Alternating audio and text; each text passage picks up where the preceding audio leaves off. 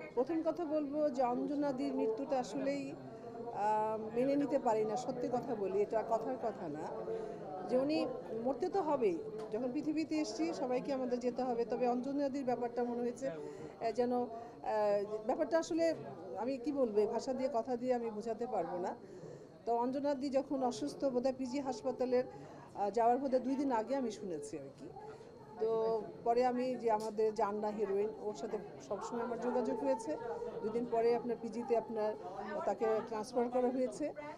তারপর তারপর তো আপনারা সবাই জানেন যে চলে গেলেন। আমি সঙ্গে সঙ্গে রাত্রেবেলায় কিন্তু আমি পিজিতে গেছি। এটা মানতেই পারিনি, ভাবতেও পারিনি যে অঞ্জনাদি এত প্রাণচঞ্চল একটা শিশুসুলভ একটা মানুষ এত তাড়াতাড়ি মনে করেন ছেড়ে চলে গেল।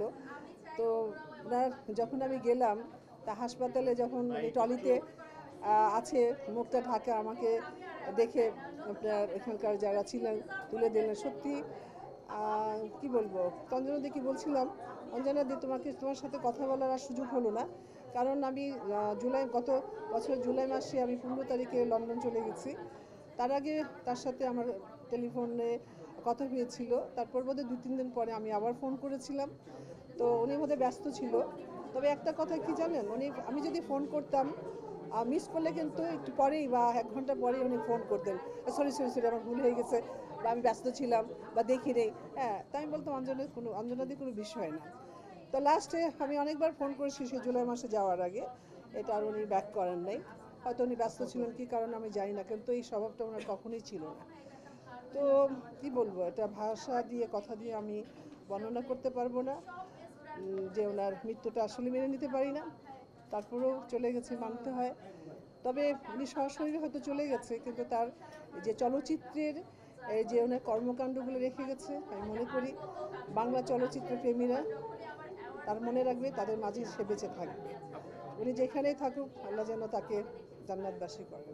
না, আমি যতটুকু, আমিও আপনার শিল্পী সমিতির একজন, কিন্তু যে কোনো কারণে আসলে ব্যস্ততার কারণে আমি যেতে পারছি না। তবে ওইখানে যে আছে তায়েব আছে, আরও অন্য অন্য আছে, তারা দায়িত্বটা নিয়েছে। আমি অবশ্যই দেখি গণমাধ্যমের মধ্যে, ইউটিউবের মাধ্যমে। তাই মনে করি ওরা যেটা করছে আপনার অঞ্জনাদির ব্যাপারে, যে অনেকে কিন্তু বলা বলি করছে এটা অস্বাভাবিক মৃত্যু, বা এটা বা তার সাথে যারা জড়িত ছিল অনেক ঘনিষ্ঠভাবে, তাদেরকেও তারা অনেক ভালো মতো জানতো, চিনতো।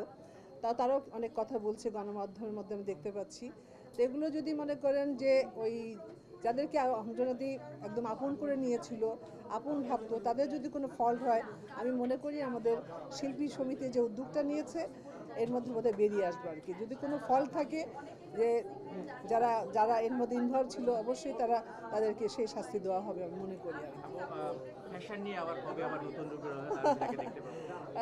ফ্যাশন নিয়ে আমি 20 তারিখ আমি আবার প্রথমে বলি, আমি গত বছর জুলাই মাসে বিদেশে গিয়েছিলাম। তা আমি আসছি হলো ডিসেম্বরের 1 তারিখে, যার জন্য আসলে আমার গণমাধ্যমের মধ্যে মাঝে মাঝে আপনাদের সাথে দেখা হয়, বা আমি কিছু কাজ করি। তো এটা করা হয় না, কারণ বিদেশে গেলে কিন্তু অনেকে কিন্তু শ্যুট করে, আমরা রিল বানাই, কিন্তু আমার সেই সুযোগটা হয় না। আমি একা একা পারি না আর কি, মানে কাজ করতে। তা আমি আবার 20 তারিখ থেকে শুরু করছি কিছু কিছু কাজ। তা আবার মনে হয় যে কিছু কাজ করব আমার গণমাধ্যমের মধ্যে, সবাই আপনারা দেখতে পাবেন। আর আমার ভালো লাগে আসলে হলো কি, আমি চলচ্চিত্রের মানুষ, এখন তো ওভাবে চলচ্চিত্র হয় না। তো এখন তো যে ট্রেডটা বেরিয়েছে, আপনার আমাদের গণমাধ্যমটা অনেক প্রখর। তা আমরা ফেসবুকে, পেজে, বা অনলাইনে অনেক, ইউটিউবে আমাদের যে মানে কর্মকাণ্ডগুলো বা ফটোশ্যুটগুলো দেখাতে পারি।